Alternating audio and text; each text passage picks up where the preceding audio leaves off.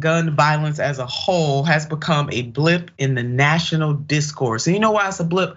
Because we're just so accustomed to it. We've become numb to the fact. Every time we read something or we hear something on the radio or television, or we look it up on our smartphones, we just think it's just another day, another normal day.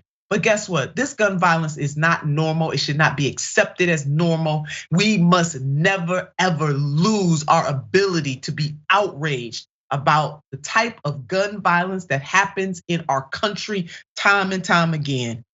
But let's look at this.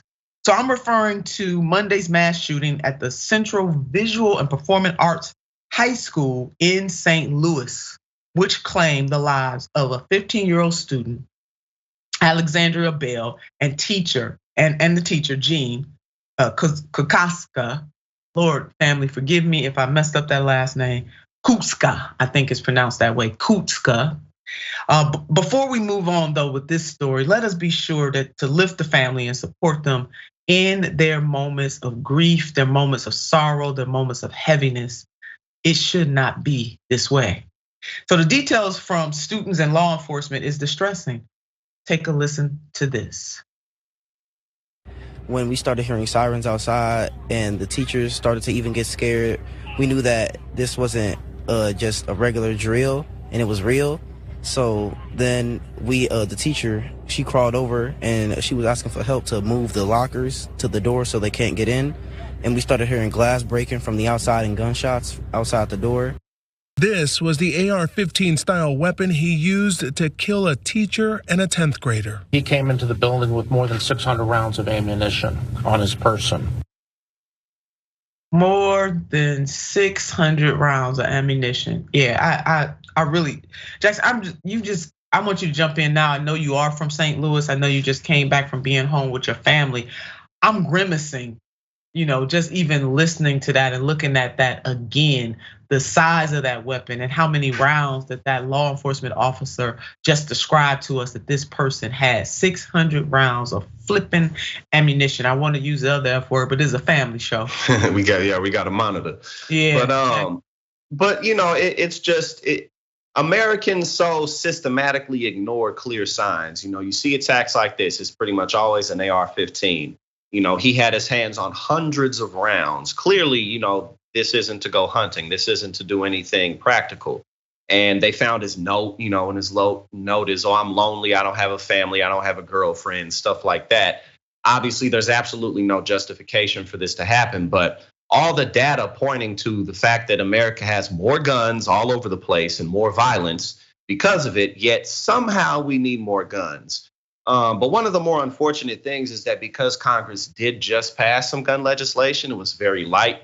We got increased background checks up to 21, but not an age limit increase to 21. And then a little bit of a boyfriend loophole, but other than that, really nothing.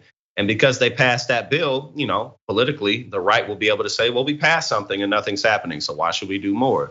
So, that's why it's so important for whenever there is legislation on the table for the left to go as hard as we can to get as much as we can in that bill, because you never really know when you're going to have another chance to address something effectively.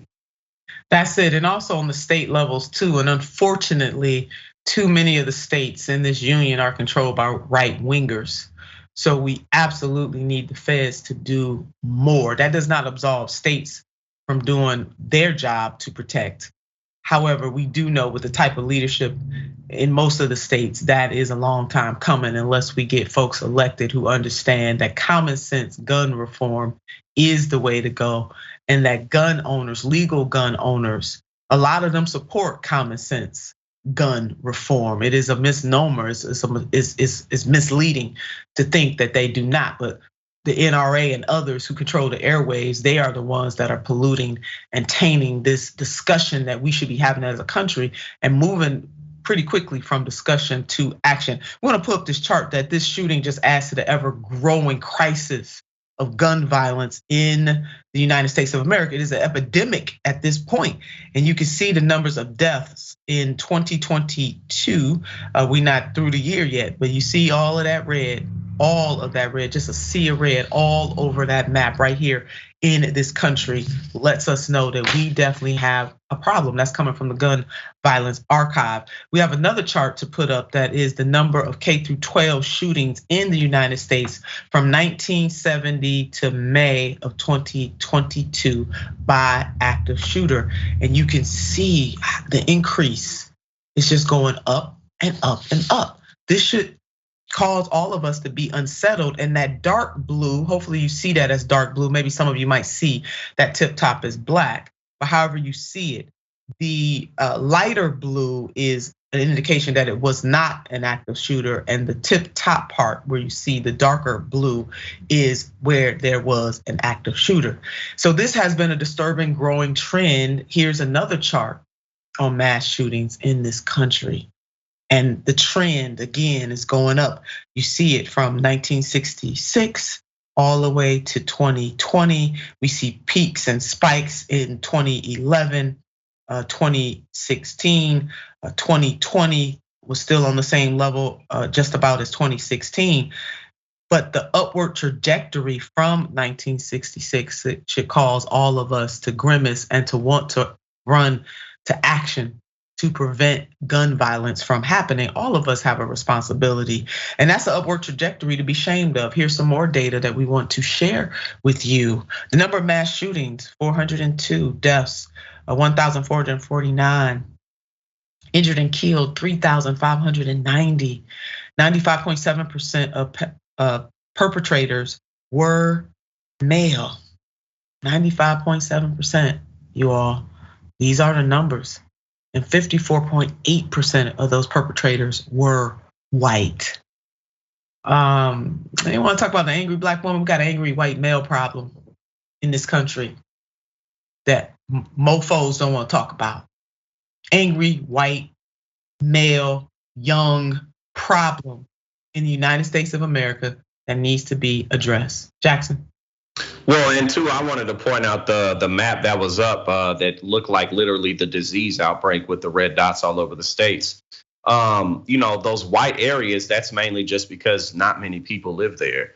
Pretty much everywhere where there's heavy populations, there were red dots. You go further out west, and then everywhere where there's heavy population in California, you see those red dots. So pretty much anywhere there are people, there are way too many guns. And unfortunately, there's still enough people that can't seem to understand the correlation. They don't understand it, and we definitely have to do something about it. We do have a crisis on our hands. Just a couple of more points we want to make. A disturbing new pattern of mass shootings with young assailants. 6 of the 9 deadliest mass shootings in the United States since 2018 were by people who were 21 or younger, a shift from earlier decades. We have got to ask ourselves as a nation why our young people are being indoctrinated in this way and why they feel as though they need a gun to solve their problems. United States, you know how they say, Houston, we have a problem. United States of America, we have a problem and we must deal with gun violence collectively as a community. We need to elect more people who are not beholden to the gun lobby, who are not afraid to stand up, and then call in all the sisters and brothers and family and friends. We don't have to agree on everything, but let's just agree that we got a problem and we need to solve it.